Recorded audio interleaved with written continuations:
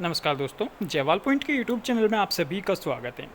देखिए फ्रेंड्स, आज की इस वीडियो में हम बात करेंगे एसएससी सीजीएल के रिगार्डिंग, जो कि मैं खुद एग्ज़ाम दे कर के आया हूँ, उसके भी यहाँ पर मैं आप लोगों को बताने वाला हूँ।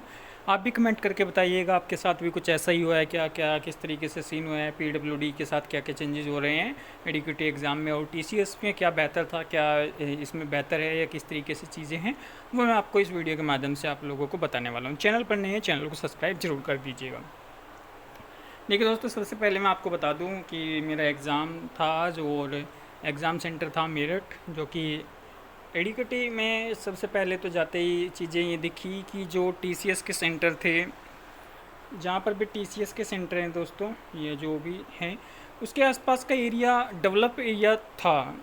अभी भी मतलब है, जैसे कि रेलवे वगैरह में जो भी, क्योंकि वहाँ उन लोगों को पता है कि कंटिन्यूटी स्टूडेंट्स आ रहे हैं, और स्टूडेंट्स में उनको एडमिट कार्ड की भी ज़रूरत होती है, उनको फ़ोटो की ज़रूरत होती है, उनको पेन वगैरह की जो भी मतलब नीड होती है किसी की चीज़ की, खाने पीने की, वो सब बैग रखने की, वो सब फैसिलिटीज़ इस तरीके की उनके पास पहले से वहाँ पर उस एरिया में थी। वो डेवलप्ड एरिया कर रखा था, किसी भी तरीके से चीज़ें थी। और ये मुझे जहाँ हो सकता है दूसरे सेंटर पर ना हो, मैं अपने सेंटर का एक्सपीरियंस आपको बता रहा हूँ। इस तरीके से वहाँ के आसपास में कुछ नहीं था। मेरठ में मेरा एग्ज़ाम था, ठीक है, मेरठ एडवांस टेक्नोलॉजी के, ठीक। और वहाँ पर जाने के बाद ये तो था खैर बाहर का सीन। अब अंदर के सीन की मैं बात करता हूँ। तो लिस्ट लगी हुई थी उसने, जैसे मैंने अंदर एंट्री की, हालांकि इस तरीके से चेकिंग नहीं थी जैसे टीसीएस में होती है। थोड़ा सा उन्होंने एक बार, हाँ, हालांकि चेकिंग की वहाँ पर थोड़ा, ठीक है, लेकिन इस तरीके से इतनी चेकिंग नहीं थी जैसे टीसीएस में थी। और उसके बाद फिर लिस्ट लगी हुई थी, लिस्ट चेक करने को कहा। उसमें दो ऊपर थे, एक लिस्ट ऊपर थी, एक नीचे पीडब्ल्यूडी की लिस्ट थी। तो मैं चेक किया अपना, मेरा नंबर वैसे ऊपर के सेक्शन में लैब, मतलब वैसे लैब नंबर 1 थी, लैब नंबर 2 और लैब नंबर 5, लैब नंबर 6। सबसे नीचे लैब नंबर 1 थी, जो कि उन्होंने लिखा हुआ था पीडब्ल्यूडी कैंडिडेट इतने रोल नंबर से इतने रोल नंबर तक। तो मैंने उनसे कहा कि इस तरीके से मेरे जो एडमिट कार्ड है मेरा, उस पर UR+OH कैटेगरी मेंशन है। और उनसे बात की कि पीडब्ल्यूडी में जो है, तो उन्होंने कहा आपका नीचे ही होगा पीडब्ल्यूडी में, ठीक है। हालांकि मेरा नंबर लैब 6 में भी के बीच में दिखा रहा था, और मैंने सोचा हो सकता है इसके बीच में ना होगा, और पीडब्ल्यूडी के लिए जितने भी रोल नंबर होंगे वो अलग से इसमें इसी लैब में होंगे। ऐसा ही होता है आमतौर पर, जहाँ पर भी स्टूडेंट्स की पीडब्ल्यूडी की टीसीएस में भी एक ही लैब होती है, नीचे ग्राउंड फ्लोर पर, उसी में होता है एग्ज़ाम। तो उसके बाद मैं अंदर गया, तो जो इन्विजिलेटर थे वहाँ पर, जो मैडम थी, उनसे एडमिट कार्ड दिखाया। उन्होंने पूछा कि आप पीडब्ल्यूडी कैंडिडेट हैं या नॉर्मल कैंडिडेट हैं। उन्होंने दो ये क्वेश्चन किए कि आप पीडब्ल्यूडी हैं, नॉर्मल हैं। तो मैंने कहा उनसे पीडब्ल्यूडी कैंडिडेट, और मैंने अपना एडमिट कार्ड दिखाया, उस पर मेंशन है UR+OH। फिर उसके बाद उन्होंने कहा, उन्होंने जैसे ही उसमें चेक किया, बार कोड, जो बार कोड है इस तरीके से उसको लगाया, उसमें लिखा हुआ है कि नॉट वैलिड पीडब्ल्यूडी, आप पीडब्ल्यूडी कैटेगरी में नहीं है। फिर उन्होंने मुझे दूसरी साइड भेजने को कहा, दूसरी साइड चेक किया, तो फिर वहाँ पर भी कहा कि आप पीडब्ल्यूडी में नहीं है। मैंने उन्हें दिखाया कि पीडब्ल्यूडी में है।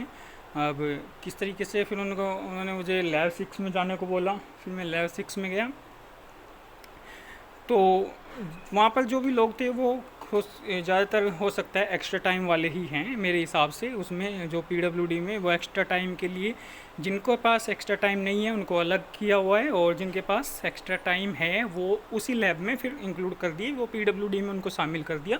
क्योंकि उन्होंने वहाँ पर जो है स्क्राइब वगैरह की फैसिलिटी दी हुई है, जो कि कंपनसेटरी टाइम वगैरह भी काफ़ी, इसमें भी देखिए चीज़ें अभी भी इतनी सुधार में नहीं है जिस लेवल पर हम सोच रहे हैं पीडब्ल्यूडी कैटेगरी में। अभी भी एक्स्ट्रा टाइम को लेकर के जो ठीक स्टूडेंट्स हैं वो भी एक्स्ट्रा टाइम की, चाहे वो गलत हैं या सही तरीके से, कुछ ना कुछ कमियां हैं, चीज़ें सही नॉलेज की वजह से या फिर इसी तरीके से आप लगा लीजिए। वहाँ पर भी शायद पूछा जा रहा था कि आपको एक्स्ट्रा टाइम चाहिए नहीं चाहिए, जो पीडब्ल्यूडी पर यस करके गए थे। अब पता नहीं वो कैसे, किस तरीके का यस, पीडब्ल्यूडी पर कौन सा ऑप्शन में यस करना था, या मेरे फॉर्म में कुछ मुझे नहीं लगता, क्योंकि मैंने पहले भी एसएससी सीजीएल का दिया है, ऐसा तो कभी कुछ भी नहीं हुआ है, और पहली बार ऐसा कुछ सीन देखने को मिला है। एक्स्ट्रा टाइम वगैरह फिर उनको पूछ रहे थे वहाँ पर कि आप लोगों को एक्स्ट्रा टाइम चाहिए नहीं चाहिए। तो उन्होंने कहा कि आपको एक्स्ट्रा टाइम नहीं मिलेगा और आपको फिर मैं उसमें लैब में फिर देखिए जैसे ही एग्ज़ाम हुआ, इस एग्ज़ाम में एक चीज़ तो ये थी कि टीसीएस में तो टाइम का पता चल जाता है जैसे हम क्लिक करते हैं, और इंटरफेस भी इसका चेंजेज है, ऊपर सेव एंड नेक्स्ट इस तरीके से था चीज़ें। और पेपर के लेवल की बात करें तो डिफ़िकल्ट तो नहीं था, मैथ रीजनिंग तो ऐसी ही थी, बस थोड़ा सा या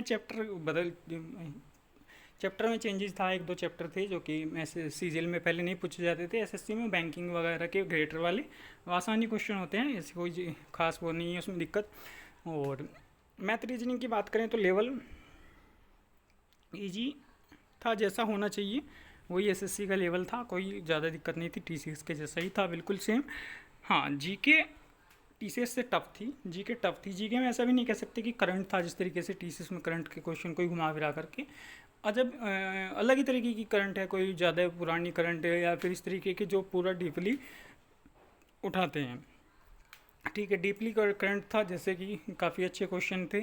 और जो उर्द शब्द है या फिर इस तरीके के जो शब्द आते हैं कि मिचोल काल में क्या कहा जाता था, या उसमें इस तरीके के क्वेश्चन थे। और करंट के भी के क्वेश्चन थे।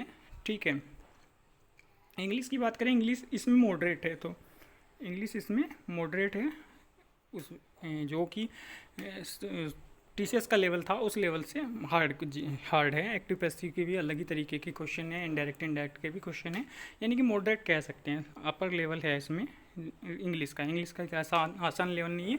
हाँ, मैथ रीजनिंग का लेवल ठीक है। उसी के हिसाब से अगर हम अब बात करते हैं सेफ स्कोर की, तो मुझे नहीं लगता कोई इतना ज़्यादा चेंजेस आएगा, जो पिछली कट ऑफ थी लगभग वहीं रहेगी। और बाकी हम चेंज जी की बात करेंगे जैसे ही लोगों के कमेंट आएंगे, और उसी चीज़ों से हमें पता चल पाएगा कि कितना स्कोर कर रहे हैं, कितना अटैम्प्ट कर रहे हैं। ऐसे तो मैं नहीं कह सकता कि एकदम से इतना जल्दी मैं प्रेडिक्ट कर दूं कि आप लोगों के सामने, क्योंकि अभी मैंने इससे पहले भी कोई वीडियोज़ नहीं बनाई थी सीजीएल को लेकर के, कि सीजीएल में क्योंकि अभी पैटर्न का नहीं पता था, आईडी किस तरीके से है। हाँ, हालांकि चीज़ें पता चल चुकी हैं, एक आइडिया हो चुका है कि जो है रेंज क्या रह सकती है। और आप लोगों के मैसेज से, कमेंट से हमें आपके बातों से पता चलेगा कि क्या एक सेफ स्कोर रह सकता है। एक मोटा मोटी भी अगर हम बात करें OH कैटेगरी की को लेकर के, VI कैटेगरी को लेकर के, HH कैटेगरी को लेकर के, MD कैटेगरी को लेकर के, जिस तरीके का पेपर है और जो लेवल रहता है कंटिन्यूटी पेपर के लेवल के हिसाब से देखें तो कट ऑफ आफ्टर नॉर्मलाइजेशन या रो स्कोर वही 100 के राउंड लग रहा है, 95 या फिर 100 के राउंड कट ऑफ का आइडिया है कि 100 के आफ्टर जो है अगर नॉर्मलाइजेशन और ज़्यादा हुआ तो फिर और ज़्यादा कट ऑफ बढ़ सकती है। यानी कि ये थोड़ा सा 100 के राउंड आपकी कट ऑफ के चांसेस लग रहे हैं, या वो 110 भी हो सकती है। आंसर की पर थोड़ा सा और ज़्यादा आने पर फोकस करेंगे, और चीज़ें आपको जो है आपके मैसेज वगैरह से हम एक आइडिया लगा करके, और इसको चेंजेस हो सकता है। ऐसा नहीं कहिए कि आप इस दिन आपने ये बताया था, ये एक रफली आइडिया है कि इससे इस रेंज में कट ऑफ के चांस रहेंगे। इतना चीज़ें आसान नहीं है कि कह सकते हैं कि कट ऑफ 80 या 90 चली जाएगी, ऐसा नहीं है। इससे प्लस ही कट ऑफ के चांसेस बनेंगे। वही VI में बात करें तो वही इसमें भी 95+ के आसपास चेंज बन सकते हैं, और ये दोनों कैटेगरीज में 80 के आसपास चांस बन सकते हैं, जैसे मुझे लग रहा है, जैसे कि एक अनुभव से लग रहा है, एक एक्सपीरियंस से इसके आसपास चीज़ें रहने की रह सकती हैं। ठीक है, और बाकी आप लोगों को मैंने बताया, ये अभी एक रफली आइडिया है, नो कि बिल्कुल प्रॉपर आइडिया, और बाकी आंसर की से और आपके मैसेज वगैरह से हम आपको बता सकते हैं। ठीक है दोस्तों, चैनल पर नए, चैनल को सब्सक्राइब जरूर कर लीजिएगा, और कमेंट करके आप भी बताइएगा किस तरीके से आप लोगों के साथ क्या हुआ है, कैसे हुआ है, क्या चीज़ें हैं सीजीएल में, क्या देखने को मिला, क्या नहीं मिला। एक्सपीरियंस आप भी अपना लगातार हमारे साथ शेयर कर सकते हैं। धन्यवाद दोस्तों।